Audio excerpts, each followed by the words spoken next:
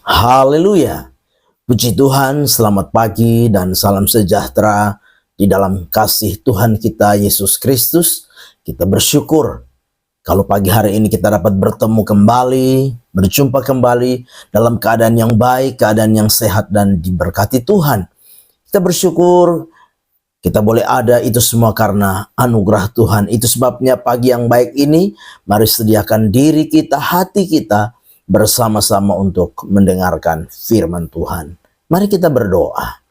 Bapa di dalam surga, terima kasih kami boleh menikmati kemurahan-Mu, menikmati anugerah-Mu, kasih karunia-Mu di dalam setiap kehidupan kami. Pagi yang baik ini kami boleh ada di dalam satu keadaan yang baik, keadaan yang sehat, dalam satu keadaan tubuh yang kuat dan diberkati. Pagi yang baik ini kami mau bersama-sama mendengarkan firman-Mu, berkati kami semua. Kami mengucap syukur. Dalam nama Tuhan kami Yesus Kristus kami berdoa. Haleluya. Amin. Puji Tuhan. Pagi hari ini tema firman Tuhan yang ingin saya sampaikan kepada kita sekalian, yaitu carilah Tuhan. Mari kita memperhatikan bersama-sama firman Tuhan di dalam Amos pasal yang kelima, Amos pasal yang kelima ayat yang keempat. Demikian firman Tuhan. Sebab beginilah firman Tuhan kepada kaum Israel. Carilah aku, maka kamu akan hidup. Puji Tuhan.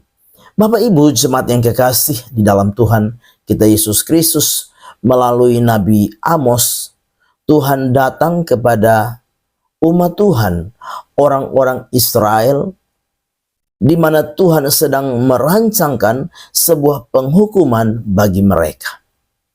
Mengapa demikian? Karena orang-orang Israel sudah tidak lagi sungguh-sungguh hidup di dalam Tuhan. Orang-orang Israel sudah berbalik daripada Tuhan. Mereka membelakangi Tuhan. Mereka hidup di dalam dosa, hidup di dalam kejahatan. Itu sebabnya Tuhan sedang merancangkan sebuah penghukuman bagi mereka. Nah, Bapak Ibu jemaat yang kekasih, dari kebenaran firman Allah ini, kita mau belajar bersama-sama mengapa Tuhan mengingatkan umatnya, orang-orang Israel, untuk mencari Dia. Yang pertama, yaitu Tuhan adalah sumber kehidupan. Di dalam ayat yang keempat dan ayat yang keenam, dua kali diulangi kalimat yang sama. Ayat yang keempat bagian B, carilah aku, maka kamu akan hidup. Ayat yang keenam, dikatakan demikian bagian A, carilah Tuhan, maka kamu akan hidup. Bapak Ibu jemaat yang kekasih, dari firman Tuhan ini memberikan sebuah pemahaman, memberikan sebuah pengertian kepada setiap kita bahwa di luar Tuhan kita akan mengalami kebinasaan. Di luar Tuhan kita akan mengalami kematian. Nah, itu sebabnya Tuhan mengingatkan. Ketika umat Israel hidup di dalam dosa, umat Israel membelakangi Tuhan, umat Israel tidak lagi sungguh-sungguh hidup sesuai dengan kehendak Tuhan, maka Tuhan mengingatkan mereka bahwa ada bahaya, ada penghukuman yang akan mereka alami, akan mereka terima. Ada kematian, ada kebinasaan yang akan mereka alami. Sebagai orang-orang yang percaya kepada Tuhan, pagi hari ini lewat firman Tuhan, kita perlu mengerti, kita perlu menyadari betapa pentingnya kita mencari Tuhan. Sebagai orang-orang percaya, sebagai anak-anak Tuhan, jangan pernah kita mengabaikan Tuhan. Jangan pernah kita membelakangi Tuhan. Jangan pernah kita melupakan Tuhan di dalam hidup ini. Mari kita harus menyadari bahwa hanya Tuhan sumber kehidupan di dalam kita menjalani kehidupan ini. Tidak saja satu sumber kehidupan selagi kita hidup di dunia ini, tapi kita harus menyadari Tuhan adalah sumber dari kehidupan kekal di dalam setiap kehidupan kita. Kita harus menyadari bahwa Tuhan yang menyediakan kehidupan yang sesungguhnya, kehidupan yang abadi, kehidupan yang kekal di dalam hidup ini. Itu sebabnya lewat firman Tuhan pagi hari ini, mengingatkan kembali kepada kita sekalian, dikatakan carilah Tuhan, maka kamu akan hidup.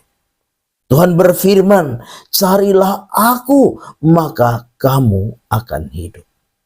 Bapak Ibu jemaat yang kekasih, menjalani hari-hari yang sukar, yang sulit, hari-hari yang penuh dengan ketidakpastian, hari-hari yang penuh dengan berbagai perubahan yang tiada menentu ini. Mari belajar untuk mencari Tuhan. Yang kedua yaitu apa?